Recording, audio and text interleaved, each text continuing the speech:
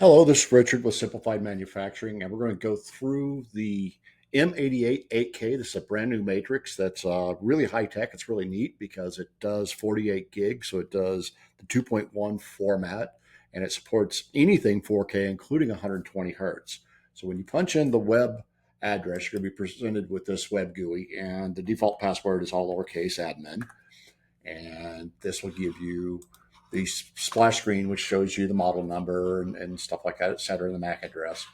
If you click over the matrix, this gives you things you can name. So I've already named one of the outputs previously. I named the presets Batman to be funny.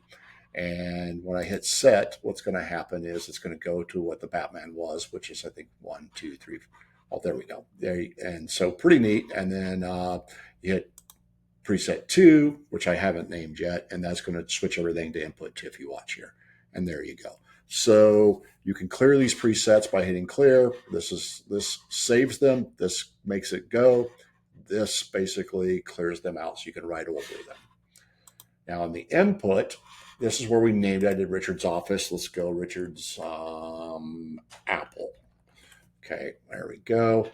And so now that's in there.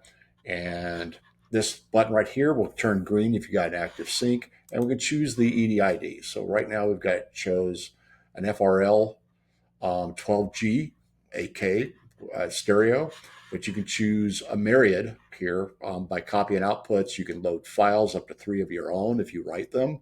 You have 4K 120, which is really cool as well. 4K 60, 4K 6420, 4K 30, 1080p. Etc. So very, very diverse EDID setup. Also, here's where you would load your preset. So you'd browse it, select the destination, upload it, and then you would have an EDID. Also, you can copy EDIDs, so input 1, etc., and you can download them as well. Output. So if you look here, this is where we can name things. I named this one already, main display, but this also sets up the scaling. We can bypass the scaling. We can choose 8K to 4K. We can choose 8K, 4K down to 1080p, which is pretty neat. You can make it automatically follow the sync, or you can do an audio only, which is kind of interesting. So let's go back to here. And then HDR conversion, we can also convert HDR to SDR for displays that aren't capable of doing that, such as some of the first 4K stuff and some of the 1080p stuff, correct? And then HDCP is selectable as well, 1.4, 2.2. Remember, it supports 2.3 as well. Follow the sync, follow the source, and user mode. And here we can turn off and on ARC. Here we can mute the audio, and here we can turn off and on the stream. Pretty neat. External audio. This is neat because now we have an audio matrix. So no longer are you stuck with just one form of audio, but now we can say bind to input, bind to output, or audio matrix. In this case, let's change it to the ARC from the main display, or from input 4, input 8, ARC from output 8, etc. So it's pretty neat, and you can turn around and you can basically route audio any which way you want. So very neat.